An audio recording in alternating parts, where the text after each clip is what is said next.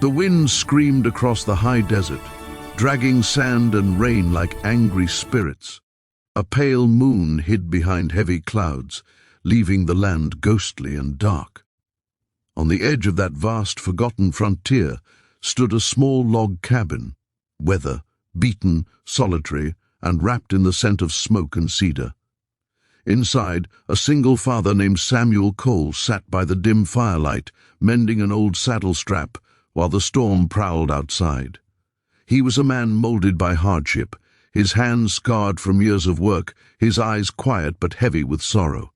2 winters ago, his wife had died from fever, leaving him alone to raise their young daughter, Lily, a bright spark in a world gone grey. The storm worsened as midnight drew near. Rain drummed against the roof like bullets. Samuel listened with the patience of a man used to silence. He poured a cup of black coffee and looked toward the cot where Lily slept. Her small hands curled under her chin. She had her mother's face, gentle and trusting. It was that trust that kept Samuel alive, his reason to endure another lonely dawn. Then came the knock. It was soft at first, barely heard over the rain, but then again, 3 hard raps that made his heart tighten. No traveler should be out in weather like this. Samuel stood, hand brushing the rifle that leaned against the wall. "Who's there?" he called, voice deep but guarded. For a long moment, nothing.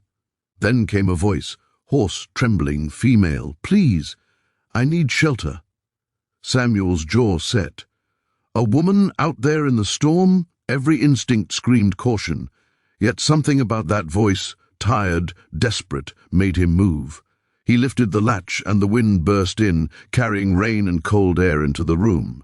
Standing there, drenched and shivering, was a young woman wrapped in a tattered blanket. Her skin was bronze, her eyes dark and watchful.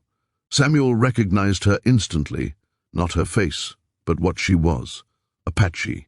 He had seen the raids, the bloodshed, the grief they left behind.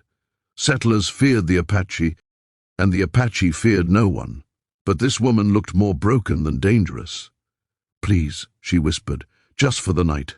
I'll leave at dawn." Samuel's grip tightened on the rifle. He looked past her into the storm, half expecting warriors waiting in the shadows. Nothing, just rain and thunder. Finally, he stepped aside. "Come in," he said, his voice rough. She moved inside slowly, cautious as a deer. The firelight flickered over her face, young, proud, but wounded. Mud streaked her clothes and blood stained her sleeve. Samuel frowned. "You hurt?" She hesitated, then nodded once. "I fell," she lied softly. He didn't believe her, but he didn't press.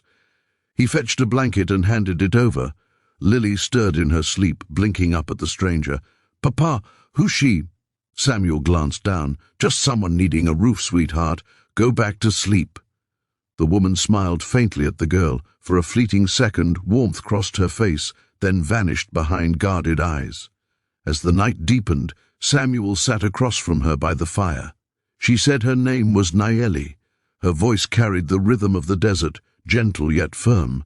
She spoke little of herself, only that she was traveling north.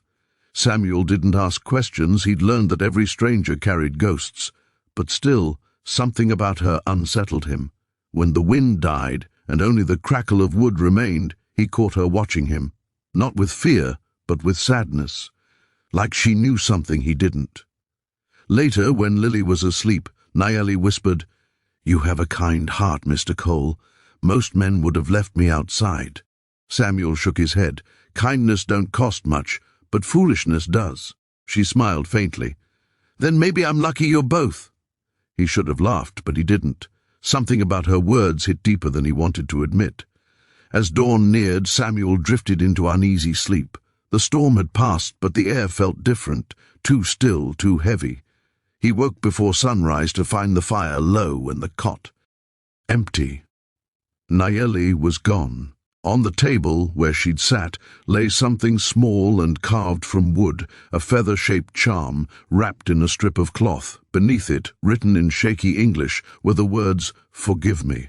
Samuel's blood ran cold. He stepped outside, scanning the horizon. In the far distance, dust clouds rose, men on horseback. Soldiers, and riding ahead of them was a wagon he recognized, the same one that had gone missing a week ago when a nearby ranch was attacked. Samuel realized then the woman he had sheltered wasn't just a traveler. She was running from something far darker, and she had left a storm behind her that hadn't truly passed. Chapter 2. The truth she was hiding. Approximately 4,000 characters. By noon, the soldiers arrived. 5 men in Union blue, their faces hardened by dust and duty. The captain, a scar across his cheek, dismounted with authority. "You seen an Apache woman come through here last night?" he demanded. Samuel's eyes flicked toward Lily, who clung to his leg, frightened. "No one here but me and my daughter," he lied. The captain studied him, cold eyes searching for cracks. "She's wanted for murder. Killed a trader near Fort Bowie. Took a horse and vanished." His words struck like a blow. Samuel said nothing. The captain spat, adjusted his hat, and signaled his men. "If she comes back, you send word to the fort. Harboring one of them will hang you, Cole." They rode off, leaving the air thick with dust and dread. Samuel turned the small wooden feather over in his hands. It was smooth, hand-carved with care, too delicate to belong to a killer. Yet he couldn't ignore what he'd heard. He told himself she was gone, that the matter was over. But that night, as the stars bled across the sky, he found himself looking toward the ridge beyond his land. Something deep inside whispered she wasn't far. At dawn, he saddled his horse and followed the trail leading north. Hours passed before he found her, Nayeli, collapsed near a dry creek bed, her arm bound with a blood-soaked rag. Her eyes opened weakly as he approached. "You shouldn't have come," she murmured. "You left this," he said, showing her the feather. "You owe me the truth." Her voice broke. "The man they say I killed, he murdered my brother. He was a traitor who sold Apache children to the army. I stopped him, but they only see me as savage." Tears mixed with dust on her cheeks. "I ran because I had no choice." Samuel looked away, his chest tight. The world had taught him to see lines, white and red, settler and savage. But in that moment those lines blurred into something painfully human. He lifted her gently onto his horse. "Then you're not running anymore," he said. For 2 days he hid her in an abandoned canyon, bringing food and water while patrols searched the land. When the soldiers finally moved on, Nayeli prepared to leave. Before she did, she placed her hand over his heart. "You saved my life, Samuel Cole. Someday I'll repay that debt." He met her eyes and said quietly, "You already did." As she disappeared into the morning haze, Lily ran up behind him, clutching the wooden feather. "Papa, is she gone?" Samuel nodded slowly. "For now, sweetheart, but sometimes people leave so the truth can live." He looked toward the desert horizon, where the sun rose red as fire over the hills, and something inside him, something he thought had died with his wife, stirred again. Hope. And as the wind whispered through the grass, carrying the sound of faraway drums, Samuel knew the frontier would never forget the night he gave shelter to a woman the world had hunted, and the truth she carried beneath her silence. If you believe kindness can still survive even in a cruel world, hit that subscribe button, my friend, because here we keep the spirit of the Old West alive, one story at a time.